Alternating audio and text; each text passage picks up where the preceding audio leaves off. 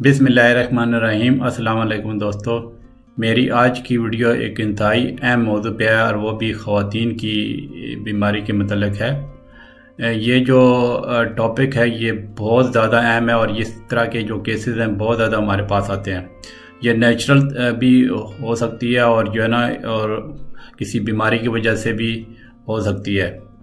यानी मैं आज बात करूंगा एमेनोरिया पे, यानी जो ख़वातीन के जो पीरियड्स नहीं आते उस टॉपिक पे मैं आज बात करूंगा इंशाल्लाह। तो ये जो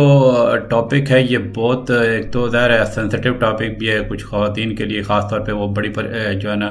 इस जो इनकी जो ये प्रॉब्लम होती है तो काफ़ी परेशान हो जाती हैं। तो मैं जो आज जो वीडियो बना रहा हूँ उसको आप जो है ना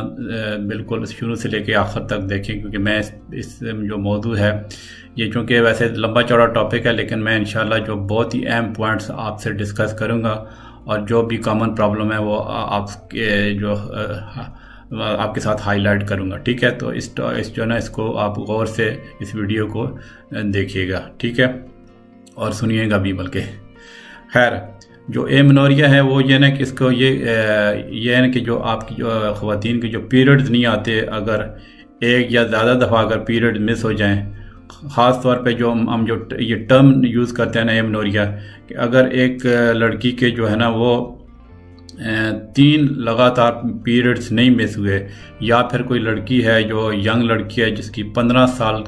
की एज होगी है लेकिन अभी तक पीरियड्स नहीं स्टार्ट हुए, तो उसको भी हम एमेनोरिया कंसिडर करेंगे। यानी एमेनोरिया की टर्मिनोलॉजी हम उस सूरत में यूज़ करेंगे, ये एक तो अगर किसी खातून को 3 महीने से लगातार नहीं पीरियड था, या फिर एक लड़की है जो अभी यंग ये हमारा अभी जवानी में उसने कदम रखा है और 15 साल की होगी है लेकिन उसके पीरियड नहीं स्टार्ट हो गए, तो हम इसको एमेनोरिया कहेंगे। जो सबसे जो कॉमनेस्ट काज है एमेनोरिया की वो है प्रेगनेंसी। ठीक है, उस पर मैं आगे चल के बात करूँगा। इसके अलावा यह है कि जो एमेनोरिया की और प्रॉब्लम होती हैं, जैसे कि अगर किसी लड़की के रिप्रोडक्टिव आर्गन सही नहीं बने, ठीक है, या वे जो है ना उनके जो उनमें जो हार्मोन जो ग्लैंड्स होते हैं जो हार्मोन्स को कंट्रोल करते हैं, रेगुलेट करते हैं, तो वो जो है वो उसमें कोई प्रॉब्लम है तो इस वजह से भी हो सकता है। और फिर यह कि जो एमेनोरिया की जो रीज़न्स हैं वो मैं जब आगे चल के आपको तफसील से बताऊंगा, तो उसके जो रीज़न को ठीक करने से ये एमेनोरिया की प्रॉब्लम ठीक हो सकती है। मतलब ये है कि जब एमेनोरिया हम कंसिडर करेंगे तो ज़ाहिर है उसके पीछे कोई ना कोई रीज़न होगी, तो उस रीज़न को जब उसका ट्रीटमेंट किया जाएगा तो वो ठीक हो सकता है। ठीक है, अब मैं इसकी जो है ना मैं आपको अलामत बता देता हूँ। तो सबसे ज़्यादा जो अलामत मेन इसकी जो है वो है साइन कह लें, सिम्टम कह लें, वो ये है कि आप जो पीरियड्स नहीं आते हैं। ठीक है, और फिर ये डिपेंड करता है कि जो एमेनोरिया की काज क्या है, तो उसमें यह कि उसके अलावा मतलब डिपेंड करता है अगर काज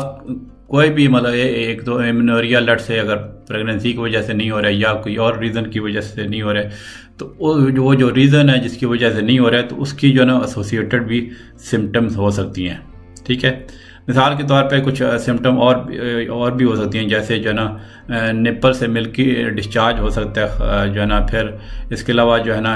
हेयर लॉस हो सकता है, मतलब बाल गिरना शुरू हो सकते हैं, हेडेक हो सकता है, सर दर्द मतलब हो सकता है, फिर यह कि विजन में कुछ चेंजेस आ सकती हैं, और उनके जो फेस पे लड़कियों के ज़्यादा बाल भी आ सकते हैं, फिर उनके जो पेल्विक एरिया है, ठीक है, मतलब कमर में उनको दर्द भी हो सकता है, और एक्नी की प्रॉब्लम हो सकती है, चेहरे पे दाना भी निकल आते हैं। मतलब यह है कि मेरा कहने का एक तो ज़ाहिर है जो मेन सिम्टम तो यही है ना कि पीरियड्स नहीं आ रहे, उसके अलावा अगर ये जो सिम्टम मैंने अभी बताई हैं वो भी हो सकती हैं, वो डिपेंड करता है कि उसके साथ कोई और कॉज तो नहीं है। तो यह है कि अगर जैसे मैंने शुरू में बताया, अगर आपके 3 पीरियड्स मिस हो जाएँ तो लगातार जो है ना, तो या फिर यह है कि एक लड़की के जो 15 साल की होगी उसके पीरियड्स नहीं आ रहे तो आपको डॉक्टर से ज़रूर आपसे कंसल्ट करना चाहिए। अब आ जाते हैं कि एमेनोरिया की कॉजेज़ क्या होती हैं, मतलब किन वजहों से एमेनोरिया होता है। तो इसको हम ना 2 हिस्सों में कॉजेज़ को मतलब जो है ना वो डिवाइड करते हैं। एक तो ये है कि मतलब नेचुरल एमेनोरिया, मतलब जो उसकी जो ये बीमारी में नहीं आता, तो नेचुरल जो आप मतलब एक खातून की जब लाइफ में ये कि जब वो प्रेग्नेंट होगी शादी के बाद, तो वो जो है ना उसको ज़ाहिर है वो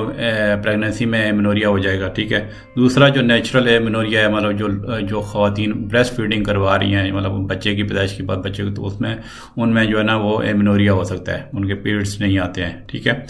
तो फिर यह कि जो ख़वातीन जो है वो उनकी एज थोड़ी ज़्यादा हो गई है, मतलब मीनोपॉज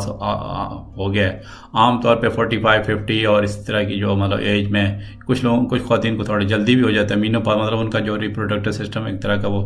उनका काम ख़त्म होना शुरू हो गया, तो वो जो है ना दायरा उनको फिर पीरियड्स मतलब उस एज पे फिर वो नहीं आएंगे, ठीक है।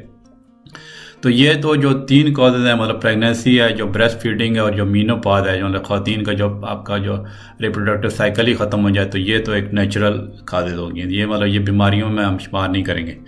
अब जो है मैं वो कॉजेज़ बताऊंगा कि जो मतलब किसी और वजह से मतलब एमेनोरिया हो सकता है। उसमें यह कि जो है एक तो पहली जो रीज़न है कि कॉन्ट्रासेप्टिव्स, मतलब जो ख़वातीन बर्थ कंट्रोल पिल यूज़ करती हैं, तो उनके जो पीरियड्स वो नहीं जो है ना वो इंटरफियर हो सकते हैं उस बर्थ कंट्रोल पिल से, ठीक है। इवन अगर वो स्टॉप भी कर दें तो उस पर भी फिर कुछ टाइम लग जाता है, जो रेगुलर मेंस्ट्रुएशन और जो ओवुलेशन होने तक, ठीक है।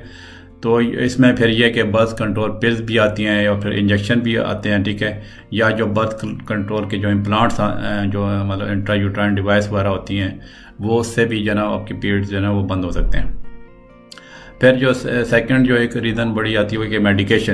मेडिकेशन में कि अगर जो है कुछ मेडिकेशन कुछ ख़वातीन किसी और बीमारी की वजह से यूज़ कर रही हैं, तो उसमें भी पीरियड्स उनके स्टॉप हो सकते हैं या इरेगुलर हो सकते हैं। मिसाल के तौर पे कुछ ख़वातीन जो है एंटी साइकोटिक मेडिसिन यूज़ कर दी है, मतलब कोई उनको मेंटल इलनेस है तो उस वजह से डॉक्टर ने उनको प्रिस्क्राइब किया, तो इस वजह से हो सकता है जिनको कोई अनफॉर्चुनेटली किसी को कैंसर है, तो कैंसर की जो कीमोथेरेपेटिक ड्रग्स आती हैं उससे भी पीरियड्स जो है ना वो स्टॉप हो सकते हैं। इस तरह कोई ख़वातीन अगर डिप्रेशन का शिकार है तो एंटी डिप्रेसेंट जो मेडिसिन है उससे भी जो पीरियड्स जो है ना वो अफेक्ट हो सकते हैं, मतलब बंद हो सकते हैं। या ब्लड प्रेशर की जो अगर कोई ख़वातीन ब्लड प्रेशर का शिकार है, उनको दवाइयाँ मिल रही हैं, तो उससे भी जो है ना पीरियड्स में उनके वो प्रॉब्लम हो सकती है, मतलब नहीं आ सकते। फिर या एलर्जी मेडिकेशन, जो ख़वातीन एलर्जी का शिकार हैं उनको भी ये ना पीरियड्स जो है ना आना बंद हो सकते हैं। अब आ जाते हैं एक और बड़ी रीज़न होती है पीरियड्स का ना आना, वो यह कि लाइफस्टाइल फैक्टर। उसमें यह होता है कि लाइफस्टाइल फैक्टर में फिर आगे मैं फैक्टर बताता हूँ कि जिन लड़कियों का वज़न कम होता है, मतलब ख़ास तौर पे अगर जो नॉर्मल बॉडी वेट से 10% अगर कम होता है, तो वो जो है उनके जो हार्मोनल जो फंक्शन है उसको इंटरफियर करता है, ठीक है। और मतलब अगर जो लड़कियां बहुत ही कुछ लड़कियों तो बहुत ही स्लिम और पतला होने का बड़ा शौक है, तो अगर वेट उनका कम है तो उनके पीरियड्स भी स्टॉप हो सकते हैं, ठीक है। फिर ये कि जो जिनको एक ईटिंग डिसऑर्डर होता है एनोरेक्सिया नर्वोसा, जो उसमें कुछ लड़कियां बिल्कुल ही खाती नहीं है, ठीक है, तो वो भी एक मेंटल वो कंडीशन होती है, तो वो जो है उसमें भी पीरियड्स कम होते हैं। या फिर एक और ईटिंग डिसऑर्डर होता है बुलिमिया नर्वोसा, ठीक है, तो उससे भी जो है ना वो मतलब एक्सेसिव ईटिंग होती है, फिर उसमें वो बाद में बिंज ईट मतलब वो उल्टी होती है, और ये मतलब बहुत सारी सिम्टम। उस पर इंशाल्लाह मैं अलग इन दोनों टॉपिक पे एनोरेक्सिया बुलिमिया पे इंशाल्लाह वीडियो बनाऊंगा, ठीक है। तो ये जो ईटिंग डिसऑर्डर है, मतलब एनोरेक्सिया नर्वोसा और बुलिमिया, ये इससे जो ना आपके पीरियड्स बंद हो सकते हैं। फिर ये जो ख़वातीन जो है बहुत ज़्यादा एक्सरसाइज करती हैं ज़रूरत से ज़्यादा, जैसे फॉर एग्जाम्पल कुछ ख़वातीन जो बहुत एथलेटिक्स उनमें हिस्सा लेती हैं, या बैले डांसर हैं, उस तरह की जो है बहुत ज़्यादा एग्जेजरेटेड उनकी एक्टिविटीज एक्सरसाइज हैं, ठीक है,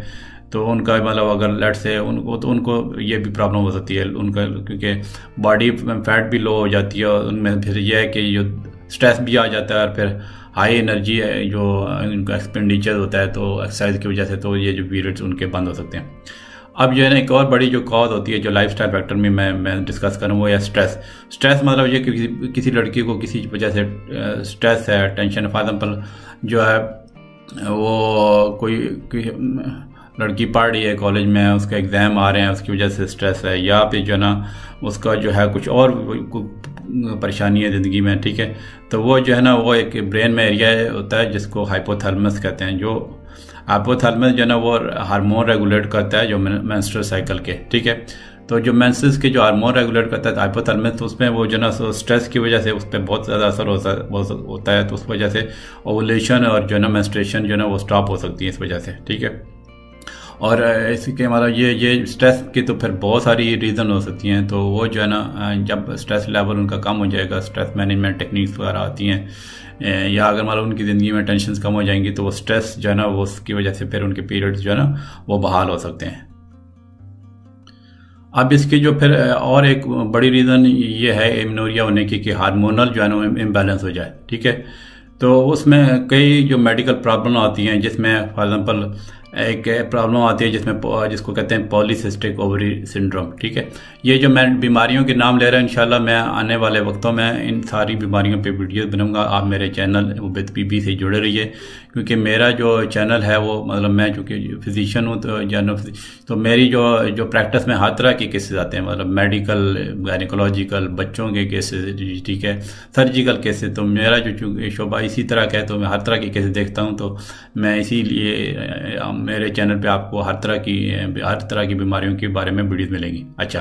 तो मैं वो जो डिस्कस कर रहा था कि अगर हार्मोनल इम्बैलेंस हो, मतलब मिसाल के तौर पे जो पॉलीसिस्टिक ओवरी सिंड्रोम होती है, उसमें ये होता है कि जो हार्मोन जो है ना जो ख़वातीन के बहुत ज़्यादा हाई और वो सस्टेन्ड रहते थे, बहुत लगातार वो हाई रहते हैं, ठीक है। तो उसमें जो क्योंकि नॉर्मल मेंस्ट्रुअल साइकिल में जो क्या होता है कि हार्मोन फ्लक्चुएट करते हैं, लेकिन इस पॉलीसिस्टिक ओवरी सिंड्रोम में हार्मोन ज़्यादातर लगातार बड़े रहते हैं और सस्टेन मतलब लगातार होते हैं। तो उस वजह से ये एमेनोरिया और की प्रॉब्लम हो सकती है, इरेगुलरिटीज भी हो सकती हैं, मतलब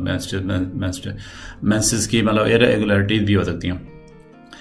तो अब फिर यह कि थायराइड की अगर कोई प्रॉब्लम हो तो थायराइड ग्लैंड होता है, थायराइड पे भी मैंने वैसे वीडियोस बनाई हुई हैं, अब मेरे चैनल पे आप देखिएगा। हाइपरथायराइडिज्म पे भी वीडियो है और हाइपोथायराइडिज्म मतलब ये कि अगर ज़्यादा थायराइड का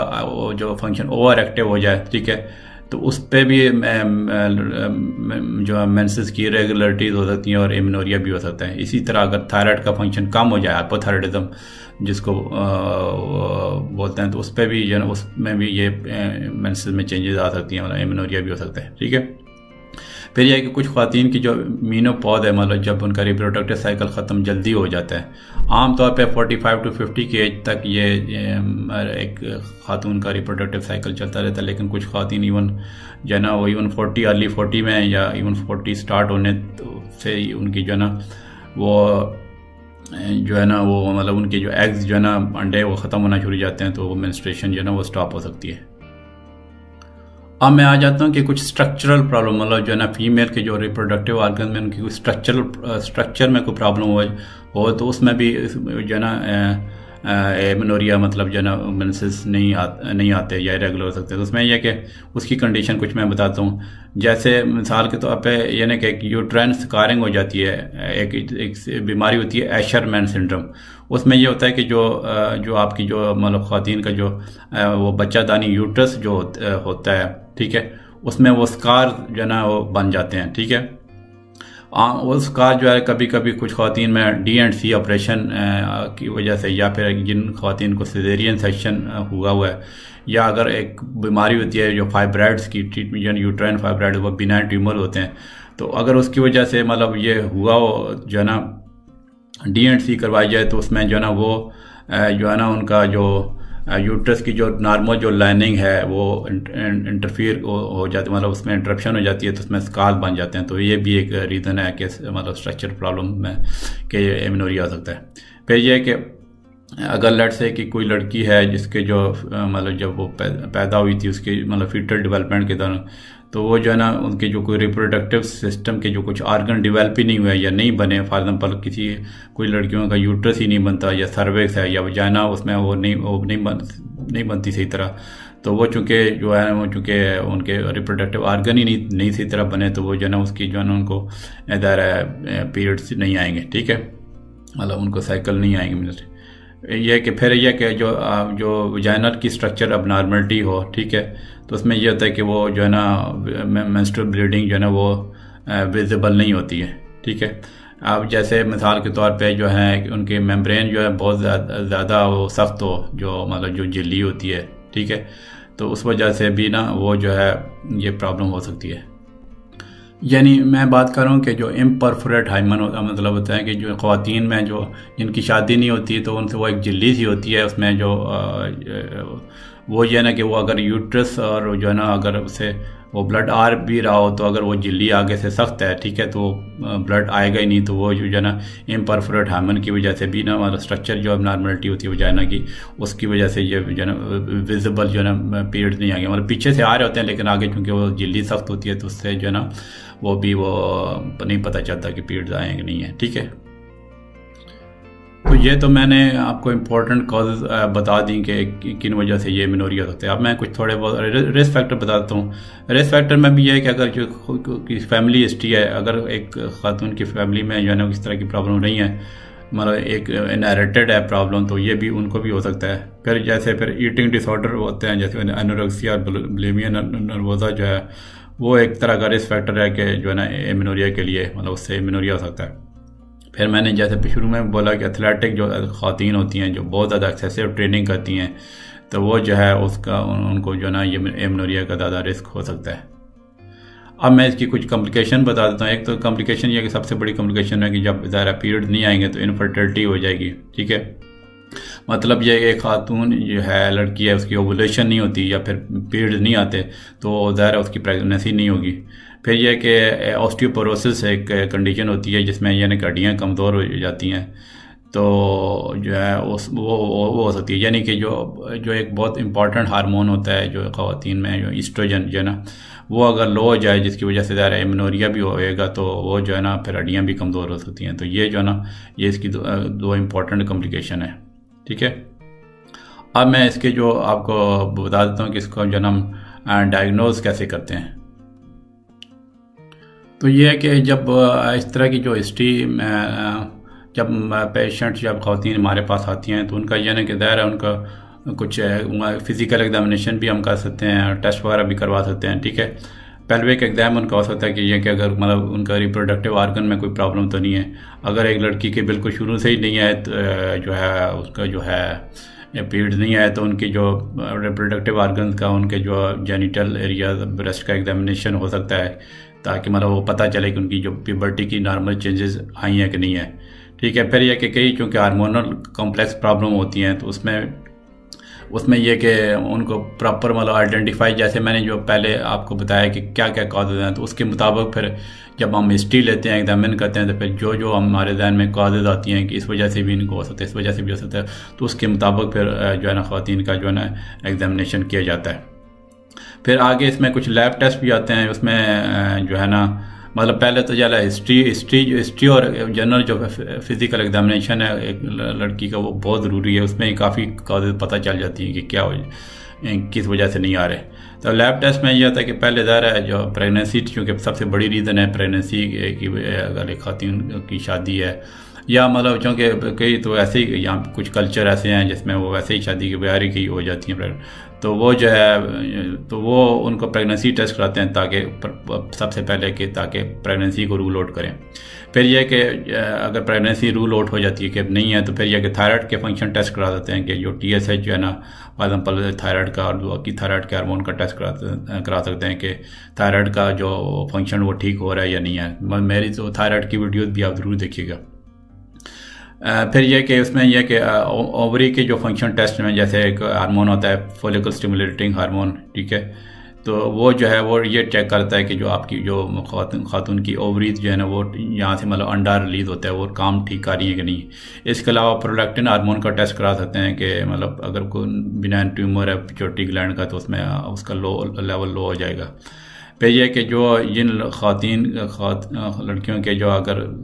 चेहरे पे ज़्यादा बाल उग रहे हैं या उनकी जो आवाज़ जो है वो एक थोड़ा मर्दाना सी हो रही है तो उसमें यानी कि उनके मेल हार्मोन के जो कुछ थोड़े बहुत मेल हार्मोन ख़वातीन में भी होते हैं जो मेल के हार्मोन है तो वो मेल हार्मोन के टेस्ट लड़कियों में भी हम करवा सकते हैं।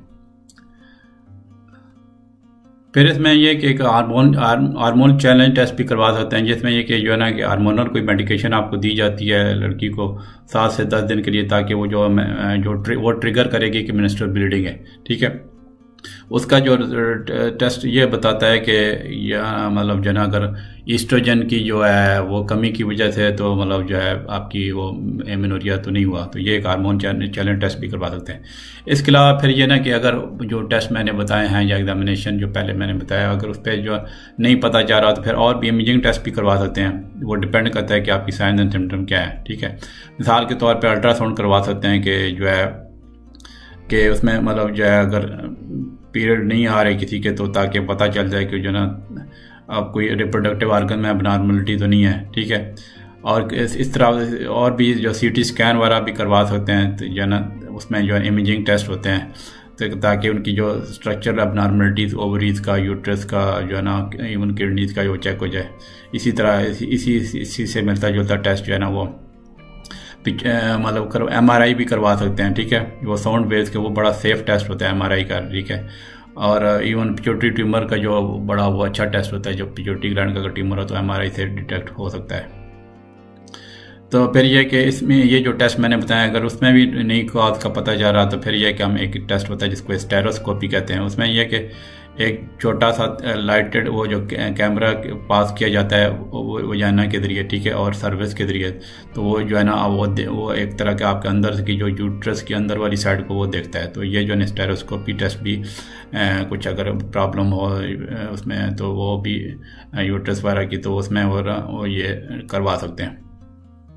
अब ये तो मैंने डायग्नोसिस वगैरह के टेस्ट वगैरह बता दिया, एग्जामिनेशन का बता दिया। अब आ जाते हैं कि वो ट्रीटमेंट हम इसकी जो है ना क्या कहते हैं। ट्रीटमेंट ये ज़ाहिर है जो भी ट्रीटमेंट होगी वो डिपेंड करता है कि किस वजह से एक लड़की को वो नहीं आ रहे पीरियड्स जो है।